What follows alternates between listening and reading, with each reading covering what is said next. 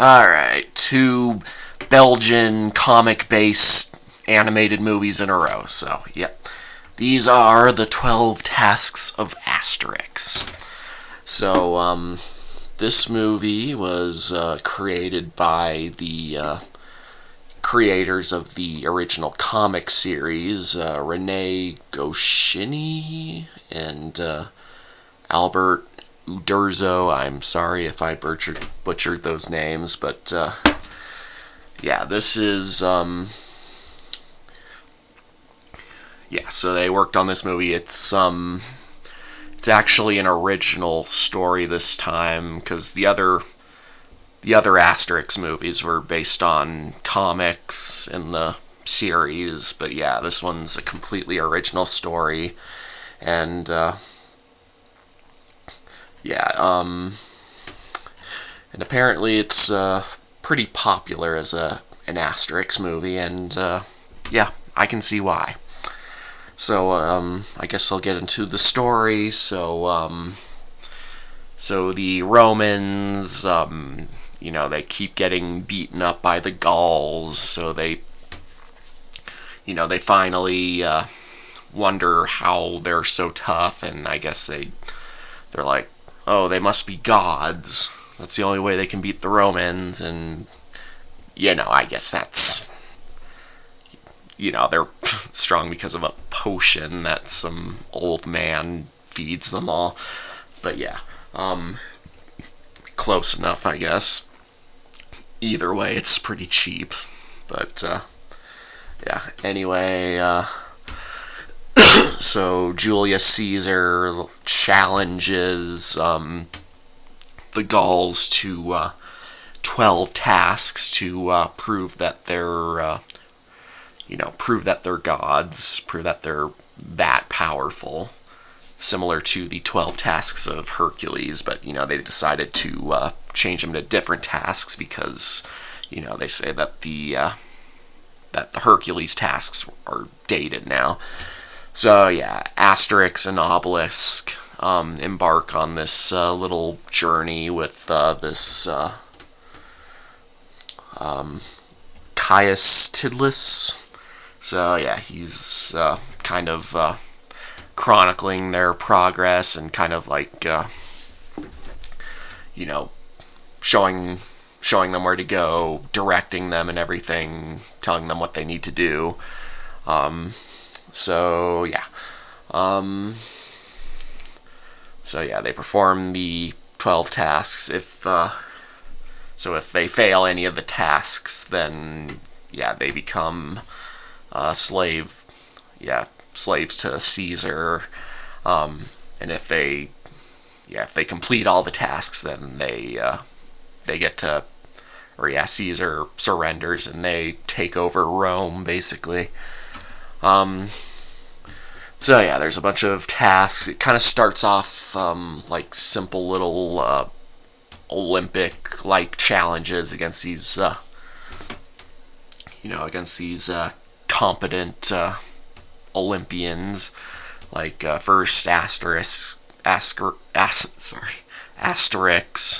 races against this super fast guy. He's yeah, maybe he's not quite as fast as, say, the Flash or whatever, but still. Asterix takes the potion and he I don't need to go into too much detail with all the challenges, but there's a race, and then Obelix beats another guy at a javelin contest, and then they take on this German martial artist in like this gladiator battle or something. So yeah, the first couple challenges are pretty basic. They're just like little Olympic challenges. But yeah, things start kind of taking a turn for the more interesting once things start getting interesting once they start the fourth challenge, which is they go to an island ruled by sirens who put them under their spell, and yeah, this is probably the challenge that comes second closest to defeating them. But yeah, Obelix. Well, let's just say Obelix manages to snap out of it because of something related with food. Anyway, yeah, I really don't need to. I'm not sure how much detail I should go into. I'm constantly wondering if I'm giving too much detail or not enough. Whatever. So then there's an Egyptian hypnotist. There's a chef who makes a bunch of food, and I don't. You know what? Yeah, I really shouldn't give away too much, because I think there's a lot of good humor, and the stuff that, the challenges get increasingly fun and interesting, and until you reach challenge 8, which is the definite highlight of the movie. It's okay, without giving too much away, it is the funniest part of the movie. It's clever, and it comes closest to defeating the two main heroes. Yeah, it's got some clever commentary in it as well. So yeah, challenge 8 is the best part. I'll also say that challenge 7 has some interesting imagery in it. Let's see. And yeah, they all have some funny gags. I think the movie started off kind of simple. There wasn't really that much to it that I haven't already seen in the other Asterix movies. But yeah, partway through, it starts getting interesting with the 4th challenge, and then, the first 3 challenges still have some funny humor and stuff, but still, it's the 4th challenge where it starts to get interesting, and yeah, I'd say the 5th challenge is funny. I do like the humor in the 5th challenge. Let's see, 6th challenge was funny enough. 7th challenge, again, had some interesting imagery. 8th challenge, some great commentary, and it's funny, and it's pretty high stakes. And after watching the other Asterix movies and seeing how easily they seem to overcome all of their obstacles, it is refreshing to see them, actually, facing a real threat, if you will.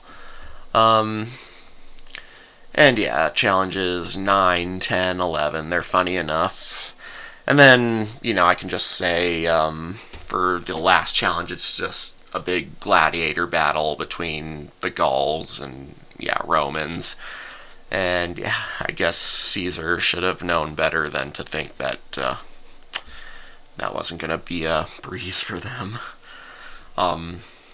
We do see him, training the gladiator, so, I don't know, I guess he just thought, maybe if I train him, yeah. But yeah, overall, this was a very fun movie. And I would definitely say it's my favorite of the Asterix movies, and I hear a lot of people agree. So yeah, is there anything else worth talking about? It's a nice original story for Asterix. It's fun. I like the humor. I like all the different challenges they have to do. All the humor that comes with it. It's just a very fun, humorous movie, and I'm gonna give it an 8 out of 10.